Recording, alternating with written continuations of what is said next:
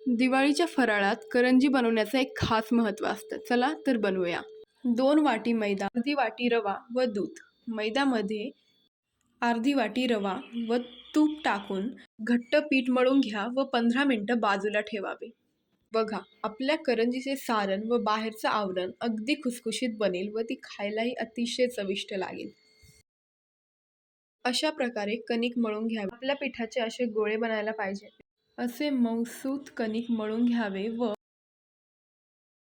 करंजी हा फराळातला एक खुसखुशीत व चविष्ट पदार्थ असतो. करंजीशिवाय फराळाचे ताट हे अपूर्णच वाटते. अशा प्रकारे आपले कणिक मळून 10 ते 15 मिनिटं बाजूला ठेवावे.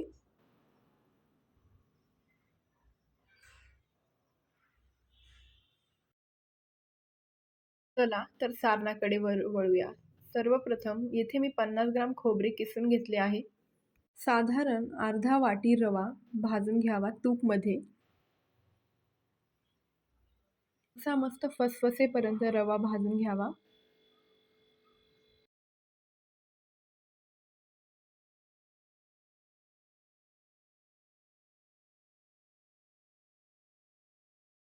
रवा 4 ते 5 मिनिट परतल्यावर आता आपण खोबरेही परतून घेऊया.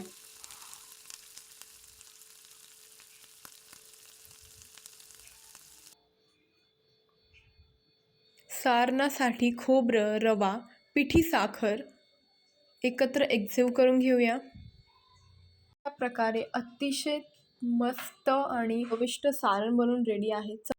कणकेचा एक छोटा गोळा घेऊन पोळी लाटा व दाखवल्याप्रमाणे साच्याच्या सहाय्याने करंजी बनवून घेऊया. साच्याच्या सहाय्याने अतिशय सुंदर आकार येतो. येथे मी प्रत्येक पारीच्यामध्ये सारण टाकून पाण्याच्या सहाय्याने दुमडून घ्यावे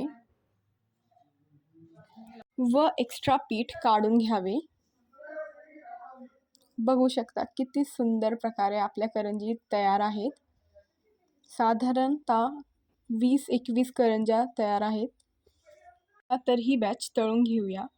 तेल अतिशय मध्यम आचेवर गरम पाहिजे व आपल्या करंज्या सोनेरी होईपर्यंत तेलमध्ये मस्त तरंगू द्या. आपले सोनेरी खुसखुशीत चविष्ट करंज्या तयार आहेत. गरम खुसखुशीत करंज्या दिवाळीच्या फराळासाठी तयार आहेत. व्हिडिओ आवडला तर सबस्क्राईब आणि लाईक नक्की करा.